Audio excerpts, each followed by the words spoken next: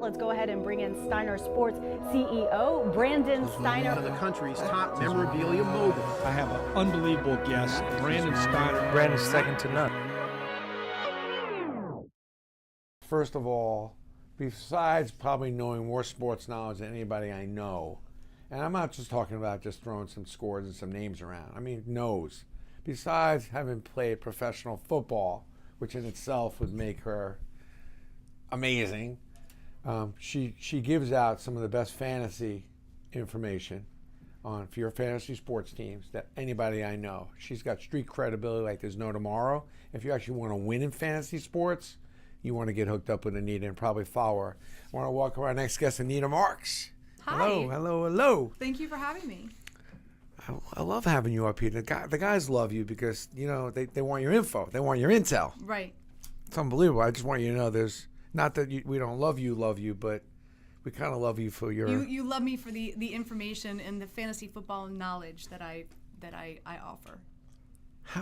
Every time I'm with you, I say to myself, like, how hard it must have been to get in this business and get the respect, besides being a great radio personality, which I think you're the best female radio personality, period. Thank you. I love you on the radio, but I love you on TV too. And also I love getting my fantasy sports tips from you, but how hard was it to get started?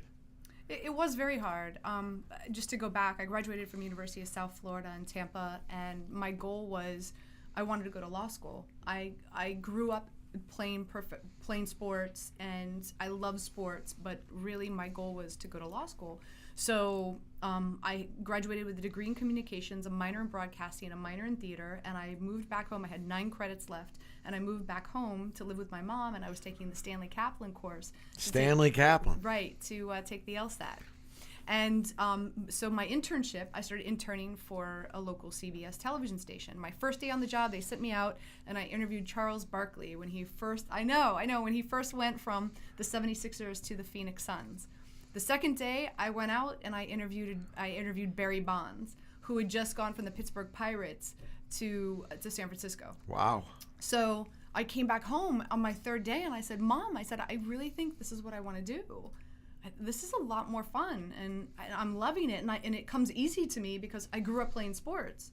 So I started an internship like beyond the average internship, and before I knew it, I was offered a job, and I went to Jacksonville. I produced shows for the PGA Tour in Jacksonville for 3 years.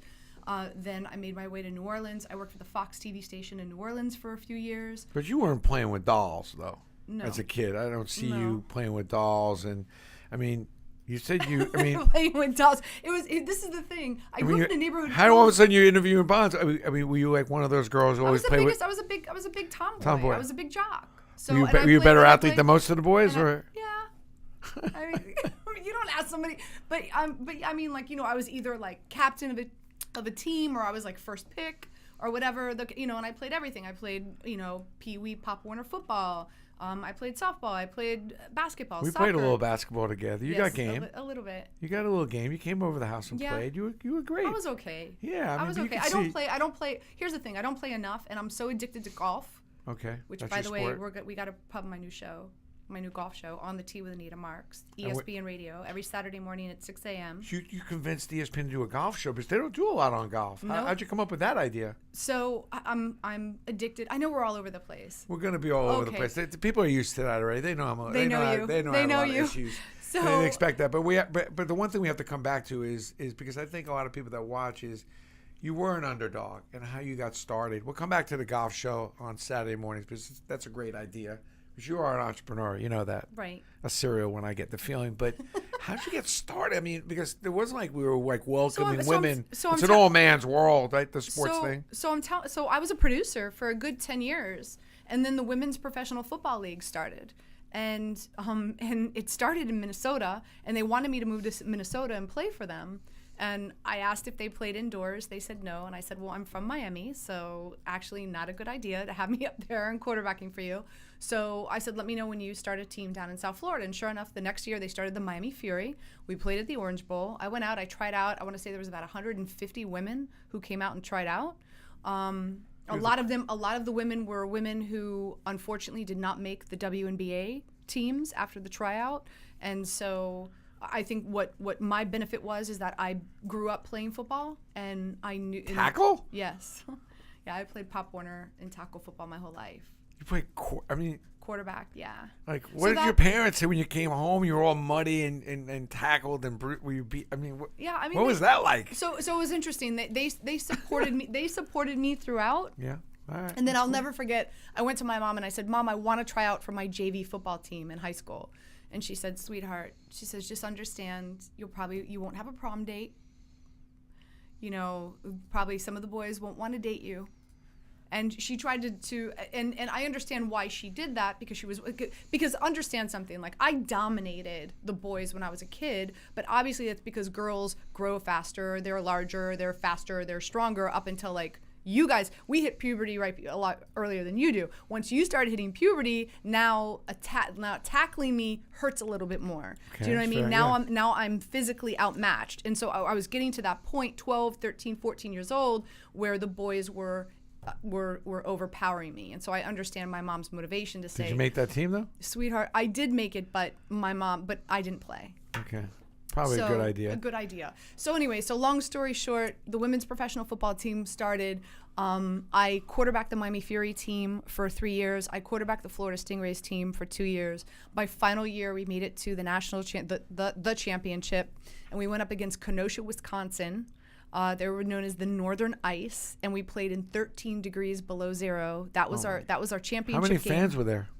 There, believe it or not, it's unbelievable, because we played at the Orange Bowl. You know, one of the most like known venues, like so much history. The Orange Bowl, like in a stadium? Yeah, the Orange Bowl. So it was it like used to be the Orange right. Bowl. Now it's Marlins. Was Now it like it's the Marlins 20, Stadium. 30,000 people there for this contest? No, or? so we would be lucky if we'd get 900 people Okay, there. okay. But then when we go on the road, we'd go to like Washington, D.C., or we'd go play Pittsburgh or Detroit or Boston. We'd walk in, the stadiums would be packed. There'd be anywhere between 10 to 15,000 fans there to watch us play. So it was it was interesting, because we loved playing at the Orange Bowl because it was such a sick venue, right? It was just, and my dad played at the University of Miami. So it was really cool for me to play in a stadium that I knew my dad played in. Wow, that's cool. when he was in college. And then I grew up Miami Dolphins, Dan Marino. So I grew up going to the Orange Bowl to watch the Miami Dolphins play.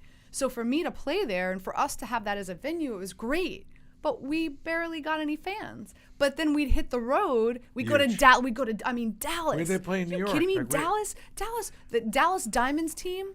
And I don't know what their attendance is now, but I mean, we played them in a playoff game. There was 20,000 people in the stands. It was How about New York? Does New York have a team? New York has the New York Sharks. Go Sharks! They're a really good team. I think the Sharks had come up to my office and wanted me to market them. Yes, I would not be surprised if the they women did that. The women were cut. They were. I mean, I just Yes. remember like, wow, man, I'm not feeling like I'm in shape right now looking at Right. these women. They were just cut. I mean, not overly big, but very, tight muscles. I mean, Well, you have to be. You have to be, right? Right. Was there an aha moment in playing all that football that really, a moment that you're like, wow, I'm playing football on a high level?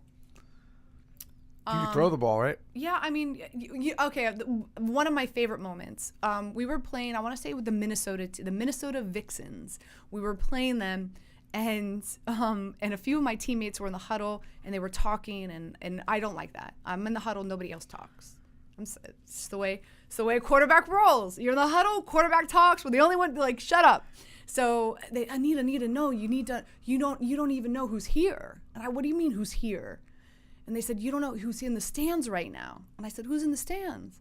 And they said, Marshall Faulk, Jeremy Shockey, and Tony Gonzalez. I said, stop it. I look up, and sure enough, in the Orange Bowl, all three of them came to see us play. Wow. So obviously everybody wants to shine, right? We got these and at that point in time, like late 90s, early 2000s, like, their game was that they were it. They were the names in Jeremy around Shockey, in the NFL, and so now it was kind of like, all right, now we really need to show out, right? Now we really need a ball. We really need to impress these guys. So that was a fun game. That was a fun moment. And even now, like when I have Marshall Faulk call into my radio show, he'll always call in and he'll say, "How's my favorite quarterback doing?" And it's really cool when you have an ex-professional football player of Marshall Faulk's like caliber to call in and give you credit for your game and how well I played, and it gives you so much credibility, and I thank him all the time when he comes on. He's so kind. Were you fast? Did you have a good arm, or what was the best part of your game? So I had a good arm. I kind of have a side release, and it's one of those things where, like, if this is your technique and this is your skill set and this is how you've been throwing the ball your whole life, at 27, 28, chances are it's hard to Yeah. So that was my only knock, was my release was not so great. So, but I had coaches. I was kind of an in between a Dan Marino and a Bernie Kosar. That's how. Really? Yeah, that's how. And I'm sure a lot of it had to do with the fact that I was in Miami as well. But that would be. So I was able to scramble. I had really good pocket awareness.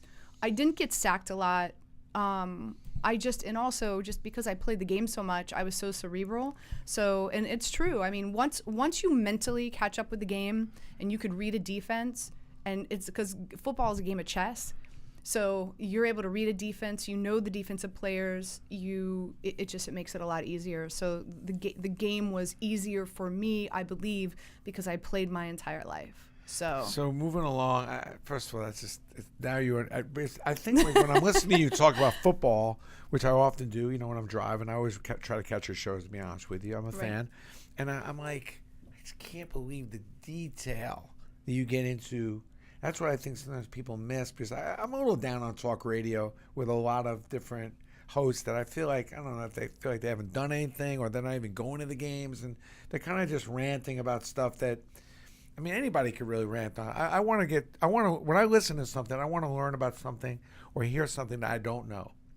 I want to feel like I just listened to an hour of talk radio and I never really thought about it that way, and I didn't know that. And whenever I listen to your show, that's always the case. Like, I didn't know. Because you get into incredible detail. Like, I don't know if you realize this, but on the practice squad, there's this talent. Like, you'll talk about that. Right. And which I respect, by the way. Thank you. But getting back to, getting you in the studio, getting you on TV, radio, like, how do you break into that? Because that was another thing that really was male-dominated. Well, again, I mean, I'll go back to my football playing career, because like I said, for 10 years, I was behind the camera and I was a producer, and I was very happy producing, right? You don't have to wear makeup. You don't have to worry about your hair. It was great. So, but playing women's professional football and being in front of the media now, being the interviewed, right, after a game, what do the media want to do? They want to come in, they want to talk to the quarterback.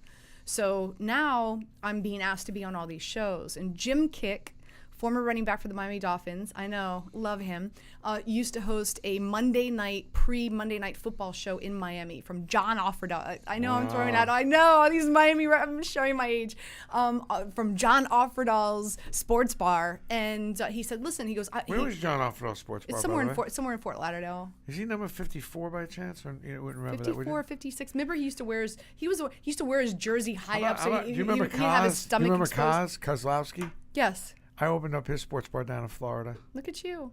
I love Miami. Who knew? Moneymaker over here. Steiner Sports. I was a consultant. I mean, I was a consultant on that. I wasn't serving beers or anything. Not that it's beneath me to do that. It's not. But, by the way, who's your favorite woman? Who's your favorite woman that you love getting your sports information from? Like, I would say Anita's my favorite. Who's your favorite? I'd like to know who some of the other women that are now starting to rise and come above it, if you have somebody out there. But anyway, getting on. Look, let me finish. Yeah, getting on the camera. You're gonna say. Yeah. So Jim Kick reached out and said, "Hey, listen, I really want you on my show."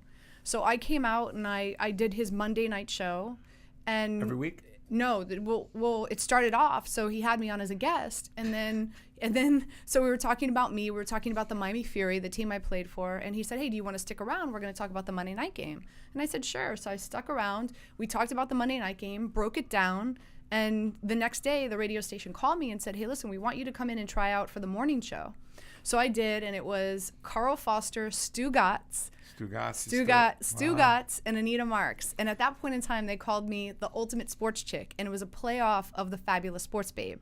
Right. I used to go on her show all the time in Tampa, I believe. So, and I got that morning gig. Yeah. And so that's that's what kickstarted everything for me. And so I started doing morning drive, and then the radio station revamped, and they gave me afternoon drive, and I did afternoon drive in Miami for a while.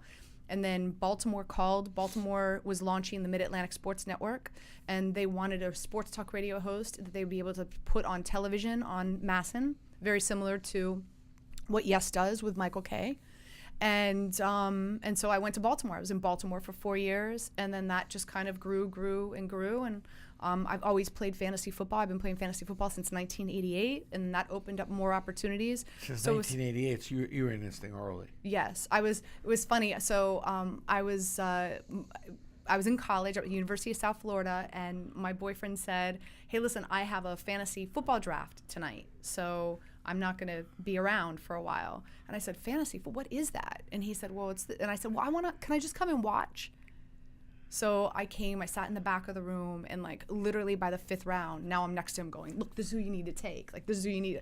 And then like after the 3rd week, I took over his team. I won the league, and I was just like, "Oh man, and understand something. At that point in time, in 1988, there was no CBSSports.com, there was no ESPN.com. What we would do is when the USA Today was delivered at our dorm on Monday morning, we would run down there, we would grab the USA Today, we would pick up the sports section, we'd go to the back, and we would sit there with our calculator, and we would calculate like the yardage and the points and everything, and that's how we would figure out who won each and every week. It was very caveman-like. Are you a preparation person though? I mean, could you not get enough information, or would you be calling people up and trying? I mean, how else would you get your info and intel?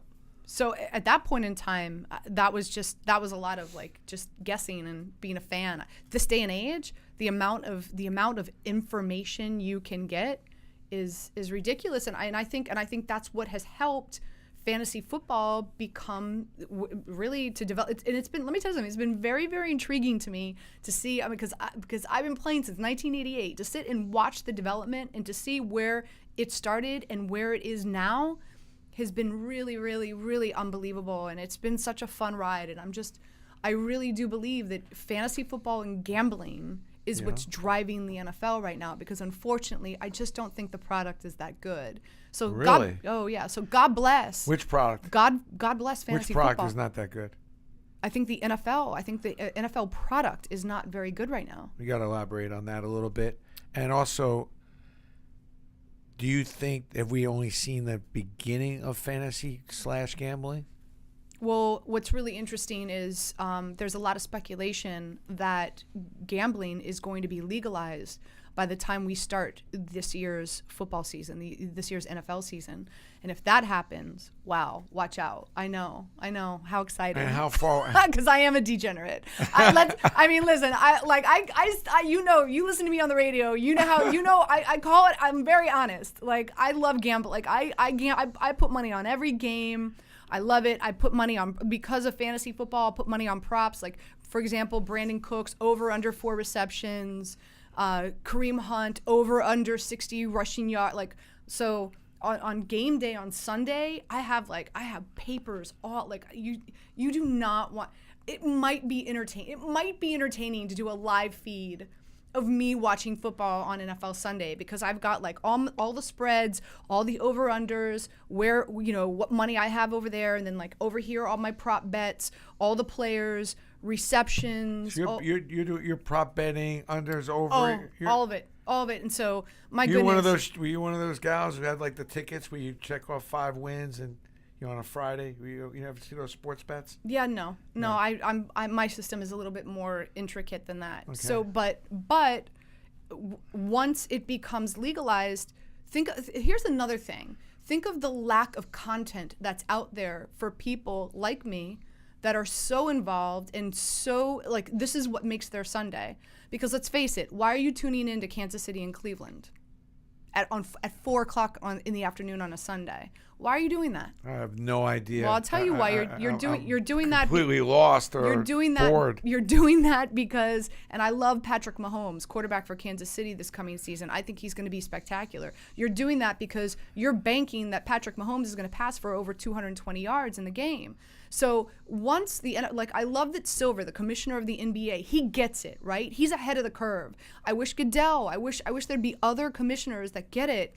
Unfortunately, if your product is suffering, and again, like, what do I mean by the NFL suffering? I just don't think there's I think that, you know, once you get past like quarterback number 12 in the NFL in regard to like best quarterback out there, I think the quarterback play is subpar. I think the offensive line play is subpar. I think because of the new collective bargaining agreement and the fact that players can't really practice as much as they used to practice. Their commitment to being ready when the season. I think because of the new collective bargaining agreement, Brandon, teams aren't ready really for the NFL season until they're week 3, week 4 into the season.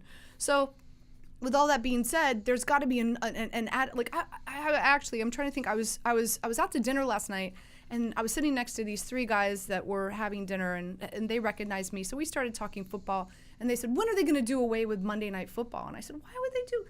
It's amazing. It's like it's history. It's like, what do you mean? Why would they do away? Oh well, you know, it's horrible. It's a horrible product. That's the problem. It's been terrible. The games. But you understand. You understand. NBC gets first pick, right? And then CBS and Fox get their choice of games, and then unfortunately ESPN and ABC gets what's left. And unfortunately, that's why.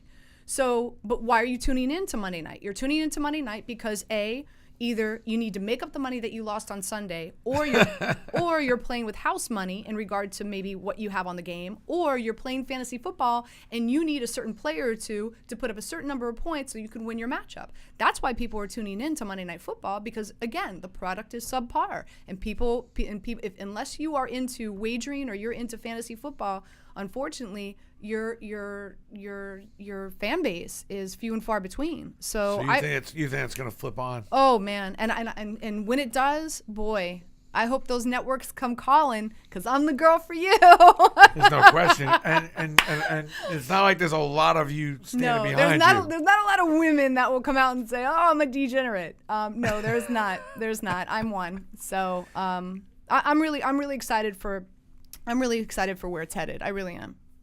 Now, in a perfect world, though, if you were to fix football, what would you do? Give me a couple. I would rip up the collective bargaining agreement. I would rip it up. I would redo it.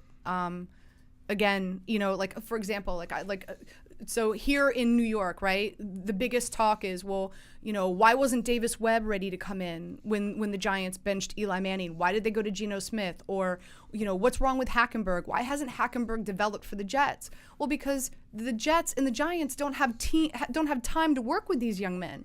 Each and every week they have such limited time at practice to get ready for Sunday or Monday or Thursday or Saturday. So they're working on game plan. They're working on getting these players ready. They don't have They don't have the extra time.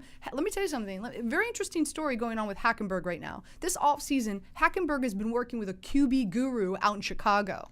I met him when I was in Indianapolis during the Combine.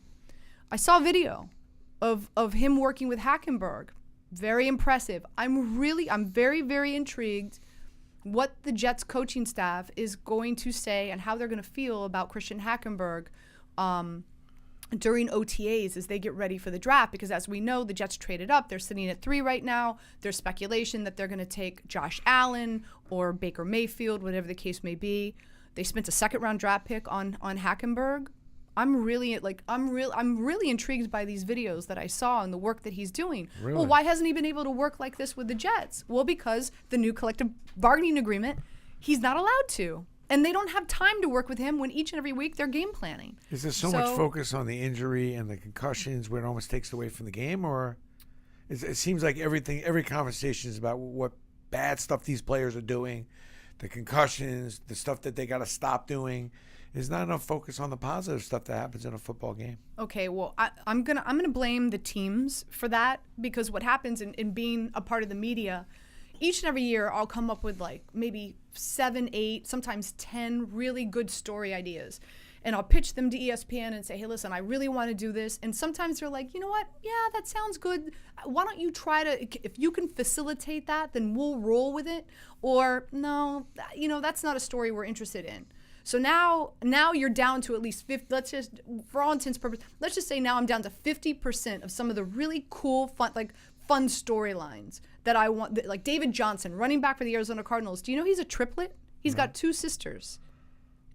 So he's the boy out of triplets. Wow. Like that's a lot of people don't know. I think it's a really cool story. It's a very interesting story. Like I would like to pursue that and do like a little family sidebar story on him. But Arizona will shoot it down. No. So understand something. A lot of times networks want to do these kind of side pieces, these very personal, these kind of feel-good stories. Why would Arizona shoot that down? I mean, are teams I think more protective? I think a lot of teams are trying to follow the lead of Bill Belichick and the Patriots and keeping everything close to the vest and not letting anyone in and not divulging too much information and it's unfortunate. So I'm with you. I think there'd be a lot more positive news and positive information if organizations would be willing to work with all the networks to allow us to come in and do these stories. I got to ask you this because I know you know him and I know him and I love him, but where are we going? Can he make a comeback, Odell? Can he make it back in this market and be okay? Or has that ship sailed? Winning is the best deodorant, right? Winning is the best deodorant. I think because he does have a passion for the game. Well, okay, he's incredibly entertaining. I love those touchdown dances and everything, and right. And I think he's actually a sweet kid in a lot of ways. I mean, he is a soft soul, but I can see how he can get misunderstood, and maybe he doesn't. Has his days. Maybe he doesn't care what people think. So let me just preface by saying I don't think there's a player out there in the NFL that loves football as much as Odell Beckham Jr. loves it. At one point in time, he even said to me that he loves practice even more so than games. He is the first one out there at practice. He's the last one to walk off the practice field. Eli Manning said he's one of the best practice players he's ever played Unbelievable. with. Like he loves the game and he loves to win and he wants to do well, and another thing is the guys in the locker room love Odell, like in regard to like being a teammate and knowing what he brings. So what's the rub? I think he's turned a lot of people off in regard to all the other activity that has taken place. And granted, this is another thing. The conversation I have on my radio show: is he out there beating women? No. Is he anything against the law? Drunk driving? No. Is he right? Like there's nothing. Has he ever been arrested? No. So it's not about him being. I think he's just interesting. It's not about him. I'm an older guy, obviously at this point. I find him just really interesting. I think the guy is awesome. Like I think he's cool, and I'm somewhat of a liberal conservative, but I can't wait for him to score a touchdown and see what he's going to do. I can't wait for him to hug the net. I love it. As long as it's in good taste. And that's fun. But here's the thing. I think what's happened is I think a few things. Number one, him being in New York City, and he's so polarizing. And so whatever he does, he's criticized about. And then it's talked about in the media, not just here in New York City, but everywhere. And so I think that there is a group of Giants fan base that do call into my show that are like, trade him, get rid of him, let's move on, like enough of this already. But I do feel that there is a large part of the fan base that know how otherworldly he is and how talented he is and what he means to this Giants team winning football games. If you could trade him, would you? If somebody's willing to give me 2 first-round draft picks for Odell, yes, I do trade him. But understand why. And I'm not here, I didn't come on to bash Jerry Reese. But unfortunately, Jerry Reese, fans need to understand something. Jerry Reese has left these cupboards dry, okay? When you look at the draft classes that this Giants organization have had over the past few years, that's what, in order to win in the NFL, Brandon, I'm sure you know this. That's your base. That's your core. It's your drafted players. Why? Because you get them on the cheap. You get a rookie who's willing to play out his contract for 5, maybe 6 years. Where you spend your money is on free agency. Also, where you spend your money is quarterback, shutdown cornerback, left tackle, and defensive end who goes after the quarterback. That's where you spend the majority of your money. You're not paying a wide receiver $20 million. So I just say that just to understand. The Giants are in a bad situation when it comes to having to pay a wide receiver $20 million. Where a team could afford to pay Odell $20 million is a team who has a rookie quarterback who's making $1.2 million a year. This is another thing. The Giants have committed to Eli Manning. That's anywhere between $19 to $20 million a year. So now you've got all this money locked up on Eli Manning. You tie up $40 million with 2 spots. You've got all this money locked up on Eli Manning. You've got a lot of money locked up on the defensive side of the ball. They took a hit when they traded JPP to the Tampa Bay Bucks. By the way, you get very. I love when you get kind of emotional when we talk about the Giants. I do. The energy. I worked for them for 9 years. Don't start asking messages about. We're not going into a Giants conversation or more. Really? Don't Do you get ripped for that? Well, really? they're all. Ben, are they coming? The questions are coming. Oh, please stop. But it's really important you understand. Yeah. It's not so much about what Odell does off the football field or the antics that he does do on the football field besides catching footballs and scoring touchdowns. It's the predicament that the Giants are in because their core is not drafted players. Jerry Reese and the organization did a poor job the past 4 years in creating that. There's so much money tied up on the defensive side of the ball. They've got a lot of money tied up to Eli Manning, making anywhere between $19 to $22 million a year. So because of all those reasons why the timing could be wrong. It's hard to pay Odell $20 million a year. So again, if a team was to come up and offer the Giants 2 first-round draft picks, let's say their 2018 and 2019, and it's towards the top of the draft, it's not like where the Patriots are towards the bottom. It's like towards the top of the draft. Will that happen, Anita? It doesn't look like it's I think it's too. First of all, I think it's too much. It's a really, really big price to pay. Number one. Number two. Keep in mind, Odell's coming off of ankle. All his videos, if you go to Odell's Instagram, all his videos, he looks sick. He looks sick in a good way, like sick, like he's balling. He looks great, fit, run, all this. But you never know. Like he's got to get in. He's got to like take a hit, right? He's got to like plant and take a hit, and like so. There's question marks there, and then of course, and then it's all the off the field issues that there are. I want to say there are at least 10 general managers / head coaches that I've spoken to who've said, I have no desire to have Odell on my team. At least 10. So now think about 31 minus 10. Now you've got 21 teams. And some that I haven't spoken to. But just because they say they have no interest, what do you want them to say? Oh, I can't wait to have them, and then they. No, this is off the. I mean, I can't tell you who they are. Okay. This is off the record. But when they tell you something like that, do you believe them because they're not posturing? I'm like because I'm sitting having a drink with them. And I'm saying, come on, man, it's Odell Beckham Jr. No, there are. I want to say there are at least 10 teams that would have no interest in having Odell on I like the team. Star power that he brings. It's unbelievable. It's taking me a while to get my arms around it now, but you know something, like I like it. As my son always said, Dad, it's a lot of hype, but I like the hype. I like the hype. And he's also obviously a great player, but I would just love to see a lot more of that in the NFL. A lot more of let these guys be. Let's see let's get the creativity out there. Let them be a little more creative. I will say this for Giants fans who are watching this right now. I think it's a really, really good step that he showed up to OTAs this week. Yeah, I do too. I mean, it's the Odell camp showing good faith in regard to this organization working out a new deal with him. So I think that's a really, really big positive. But they very well could franchise tag him though. Yeah, because he's got to play this year in his last year of his contract. Well, here's the thing, though.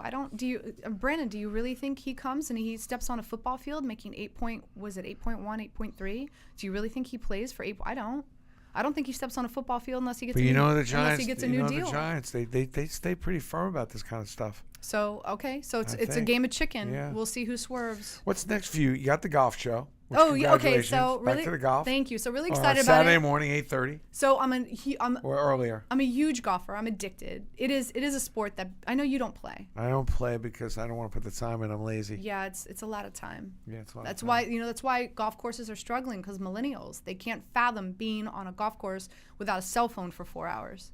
So golf, like you're a grown-up millennial. I feel real comfortable with the millennials. I feel like I'm one of them. I think you are. I get along great with them. You do. You feel. I like balling with them too. I play basketball with them and hanging with them. I learn a lot from those millennials. I feel it. I could totally see it. I've learned a lot from the millennials. I haven't told the shoulder to them about the entitlement. Brandon, I am a millennial Steiner. Yeah, I'm liking it. I'm liking the millennials. I've said it on the show before, and also I hang with them. My wife thinks something's wrong with me. Right. That I'm hanging out with kids that are 21, 22 years old or that kind of thing. But I think they've mentored me and showed me a lot of the way. That's cool. Your golf show? So I'm a really big golfer. I'm addicted to it. I don't care if I'm on a golf course for 4 hours or 5 hours without a cell phone. And so I've been playing for years and years.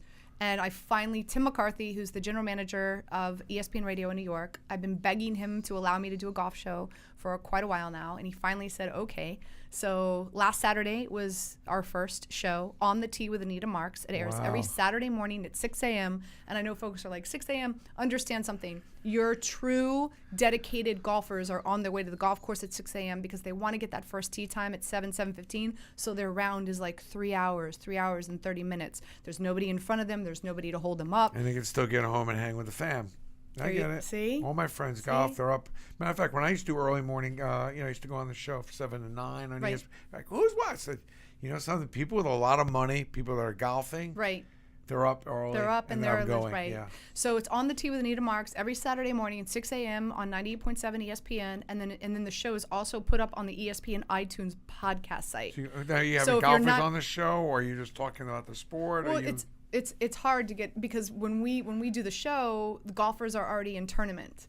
So, but yes, we will have golfers on. We just signed Callaway on to be an advertiser on the program. So Callaway has said, cool. So Callaway has said that they'll get their players on with us. So now, do you work on sponsorships for your own shows? Yes, you do. I do. You're more than just a personality. You're more than just a pretty face. But would you like to be a sponsor of the show, Brandon? Not the golf show, but a show that was, when we do like a What's It Worth show or a collectible show or athlete marketing. I want to do a sports money show. Right. It's kind of what I've been pitching Tim lately. Okay. I feel like there's a show that's neat. I think people are really intrigued about, like we just touched on it. Like you just dabble with like a lot of info there, which I'm going to have to go back and watch. Just, with the Giants, with the cap and how the money breaks down. Right. But I think people really right now these days want to really understand about where all this money's going.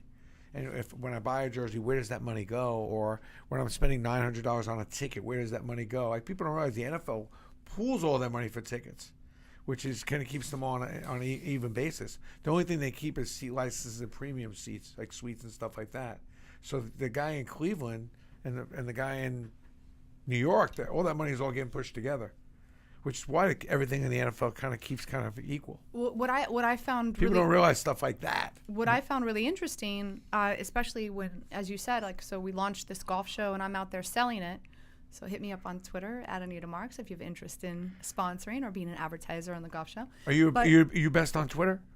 Yes. Yeah. Yes. So, cool. But in all seriousness, what I have found. We're serious. Like, if you want to sponsor the golf show, and which why not? I know, but that's not why I came on here. I think if you want to, first of all, what I would say. See, here's what I would say. And you're buying me lunch after this. Here's what I would say, though. First of all, if you want to, like to me, if I was a golfer, I want to golf with her.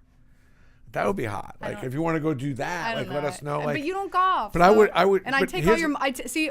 Remember I was telling you how like I'm a degenerate. You would take my money. I have to. But if I was going to a charity golf outing, I would bring you with me on the course. That's a no-brainer, and that's a no-brainer. Yes. Yeah. But also keep in mind,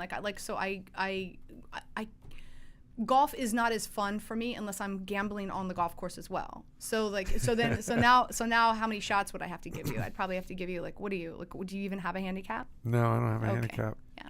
That would be interesting. But anyway, back to my point. One thing I've realized, I've been selling this show now for 4 weeks, and what I'm realizing is this is a new platform for a lot of companies, and people are thrilled. Because think about it, there's no golf show here in New York and New Jersey. And you know how many people here, A, have a ton of money, and B, love to golf. So it's been eye-opening, and it's been really exciting, and I've met a lot of really wonderful people and people who are advertising on the show, and they're excited, and listeners are excited because we're offering a platform that didn't exist before we started doing the show. So I'm sure... You're thinking out of the box. You're thinking out of the box. But is the next thing for you, though... Which golf is a passion of yours, and I love the entrepreneurship, by the way, here, Anita, but is the next thing maybe something on a little higher level on the fantasy, going all out, unfiltered? I would love that.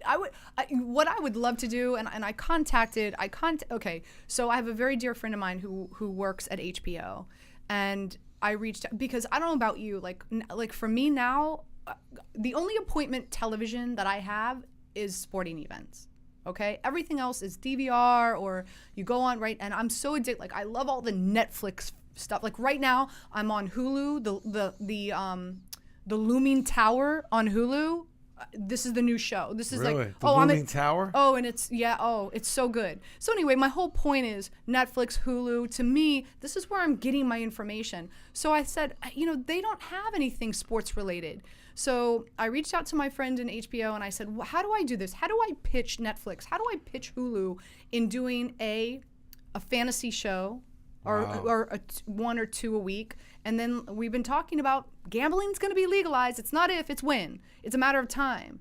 And so pitching where... And getting info like from somebody like yourself will be critical, I would say. People will pay for it probably too.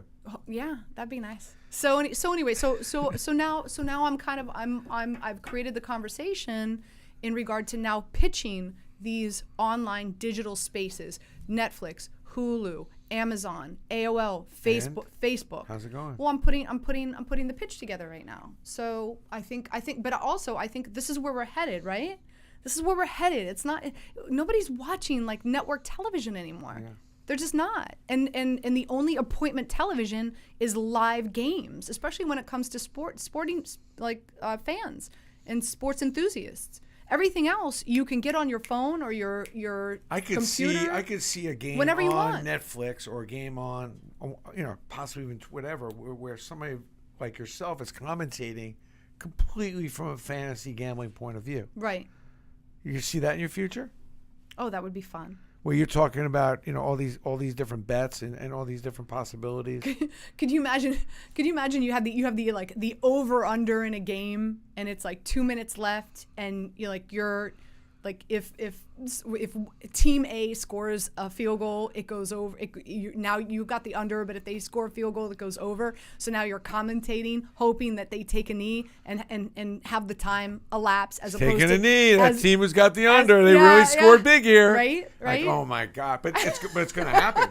Oh, it's yeah. kind of happening now. You go to a game, it's an 18-point lead with 3 minutes left. There's no way they're coming back, and people are there like you think it's the beginning of the game. Right. And it's interesting. Like if you listen, like I love Al Michaels, right? Like every now and then, like Al Michaels will like throw out like a sentence or two, and he's either playing the over or the under, So if you really listen to a lot of commentators, they right now they can't be so obvious about it, but little hints and little kind of sentences they throw out. You can tell they're keeping an eye on basketball, though. The game basketball is amazing. It's not just basketball. It's the wise guys. It's all analytics. It's all analytics. Okay. I probably need to put analytics in Steiner. Yes, you do. Here I am trying to. How do you not? I thought you had. I just walking around your offices. There's 1 million people here. You've got a huge staff. You don't have an analytics department? I'm feeling like I need analytics. I mean, how do I know if Tyler Wade, who I love this kid, second baseman. Oh, he's so cute. But I got to look at the analytics. I love Tyler Wade, but right. Should I look at the analytics and see what the deal is with him? If he's going to make, I bet you there's analytics to say whether he's going to make it or not. I wouldn't be surprised, but you asked me in regard to like how do the wise guys in Vegas how do they get the lines so close, so on point? It's really it's analytics. It's people. I go and I speak to a lot of schools and they ask me like, how did you get into like kind of like what we've been talking about this afternoon, right? How did I get into the business? If I had to go back and do it differently, how would I do it differently? I probably would. I mean, right now, I think where we're headed is analytics. You know what I mean? Even like now, granted, it was really. I mean, even looking at let's talk about the Yankees, right? What I'm hearing is a big reason why Joe Girardi is no longer the manager of the Yankees is because he wasn't willing to buy into the analytics. Where Aaron Boone, younger, more open-minded, relates to millennials a little bit more, is a lot more open-minded to analytics. Everyone I speak to, hosting sports talk radio, Aaron Boone doesn't know what he's doing. They should fire him. Relax. Understand something. A lot of these decisions are coming from the analytics department upstairs. Managers aren't winning, with all due respect, managers aren't necessarily winning ball games anymore. It's the analytics department of all these Major League Baseball games that are telling you when to put the pitcher in, when to bat the lefty, when to bat the righty, all that stuff. And even the players are looking at the analytics. Oh, big time. Whether to swing at first pitches, You know, how many home runs this guy's given up to, right? All that stuff. They're looking whether they're swinging. So it's crazy. It has taken over, not just baseball, but it's taken over our entire sports society. So if just word to the wise, if anyone watching, you've got a young boy or girl who's looking to get into sports, like Syracuse analytics is that's huge. what I would do a major in analytics, and I would do a minor in broadcasting. Syracuse, I got to bring you up to Syracuse. We got to go up and watch a game in the Dome. Okay. And have you speak to the analytics department, because it's first of all, it's the first sports management or maybe school they to can have speak analytics. to me. I'd probably learn more from them. Well, that's amazing. These kids me. to get into Syracuse analytics, right? You need a 3.9. Oh yeah. And the average SAT score in the high 1300s. Oh yeah. My combined score is not half of that. That's a serious problem. Really? I never would have got into. God knows. That's crazy. Right. I snuck out of my house the night before my SAT. It was horrible. Even eating like an entire piece of salmon, which is supposed to help you mentally before the test, didn't even help. I never heard that. Oh yeah. Where'd you get that from? What do you before you take before the SAT test? Before you take a test, you're supposed to eat fish. Yes, you're supposed to eat a piece of salmon. That's why I was screwed up. I didn't eat fish as a kid. No wonder why I didn't. Now I've got the answer for my kids why I was the most horrible test taker. You know, I had 760 in my combined scores. Yeah, you're admitting that. Can we rewind? Can we delete that? I'm just saying. Red tag that. 760. You're going to understand there's a lot of issues. What's next for you, by the way? First of all, there's so much talent. Let me just finish. Let me just finish. No, there's so much talent here. Because I'm with you. I totally screwed up. I totally screwed up my SAT, but this is what I did. I took my ACT and I crushed it. Science and history. I crushed my ACT. I got a 28 in my ACT. That's how I got into college. Not on the SAT. The SAT, they're trying to figure all these questions to trick you. Listen, I didn't fail in school. School failed me. Okay? These tests are like, let's see how we can trick these students. Let's figure out something that they may not know. Let's come up with 100 things that they'll never need down the road. Let's figure out how we can trick the students. Me, you're a student in my class. I give you all the answers on the first day of the midterm. I give you the answers on the finals day one. And we could discuss during the semester how I came up with those conclusions and how you get those answers. So learn something. So I taught a sports branding class at NYU for 2 years. That? It was great. And so this was my assignment. I had everyone go out and, well, first of all, I had everyone write down if they had to describe themselves as a brand. Like a few paragraphs. Describe yourself as a brand. They did that. Okay. Now I said your homework assignment for the week. Go out and talk to a variety of people, your friends, your family, your coworkers, people who don't really know you too well, people who know you extremely well, and have them write down what they view your brand is. Wouldn't you know it, at least 98% of the class that came in, I had them stand up in front of the class, and they read, each of them stood up and they read both, and they could not have been further from the truth, like in regard to how they envision themselves and how other people envision them. And then what I did is I just took the entire class, the entire semester, and worked with them in how to change the view, how to change their life so that their brand is what people are seeing and what they're digesting when they're, and so that's, so. If you were a hotel chain, your brand, Anita Marks, you're a hotel chain, which hotel chain would you be? Oh boy, I love the Cosmo in Vegas. It's my favorite hotel. Talk to me about the Cosmo. Why do you associate yourself with that brand? Well, I'm a foodie, so I love their restaurants there. The one thing that I really love about the Cosmo is they keep a record of everything you order. I know it sounds kind of creepy, kind of like Facebook, right? They keep a record of everything you eat, everything you drink, what you do while you're at the Cosmo, so that the next time you come, you walk into your hotel room. Maybe a bottle of wine that you ordered last year while you were there is sitting for you as a complimentary, gift from the hotel. It's like, and they constantly, so they kind of keep a record of like what you like, and they cater to that. I thought you were gonna say Hard Rock. Well, I like the Hard Rock pool. Okay. Yeah, I like just the pool. I like the pool, the Hard Rock, but probably the Cosmo in Las Vegas is probably my favorite hotel. By the way, who's your mentor through all this? Do you have a couple of mentors that have really helped you become the personality and helped you with your on-air stuff? Wow. That's a great question. I really don't. When I started interning, going back to when I wanted to go to law school, and then I started interning for the CBS television station, there was a gentleman there who is now in Houston, and his name is Cambrell Marshall. He's now on air in Houston, and he was the sports director. And he really mentored me. In fact, Susie Kolber was his intern before me. So he just didn't help me with my success. I know that he mentored Susie Kolber because He's done a great job. Susie and I talk about Cambrell all the time, and whenever we're together, we'll take a selfie and we'll send it to him.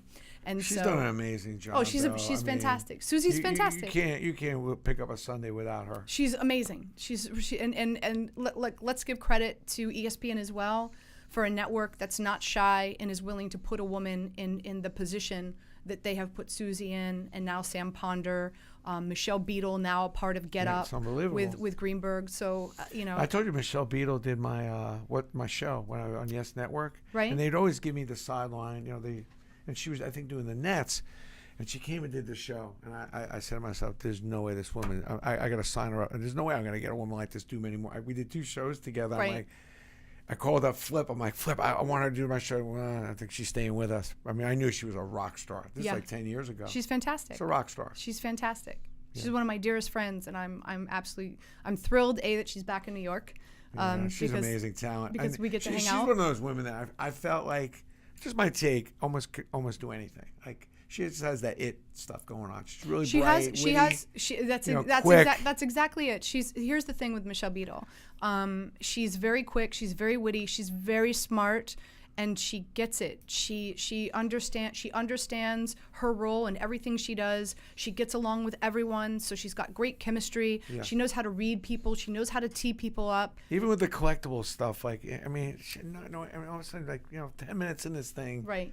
I felt like she was my best friend on the set, and right. we were just rolling along, and she was asking me the great questions, and we had a great show. Yeah. I gotta go find that show. Ben, we gotta find that show. Yeah, the one with Michelle Beadle. Yeah. We gotta find that. Yeah, it's gotta be laying around somewhere. You should.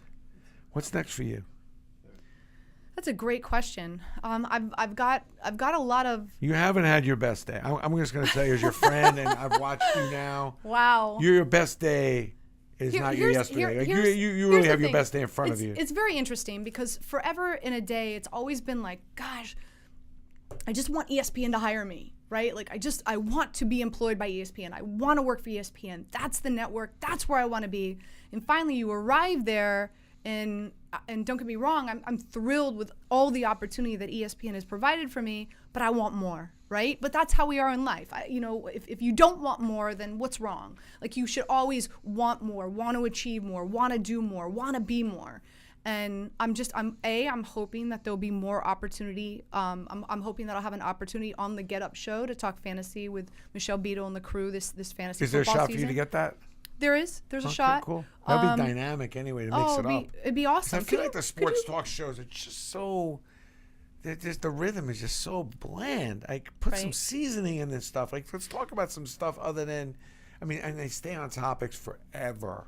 Right, you got to move. Forever. Especially, it's you and the millennials. You got to move. Exactly. What's Brandon wrong with Millennial that? Steiner over here. I have my ADHD issues. There's nothing wrong with that. But it's just you have to know to the audience that you are playing to.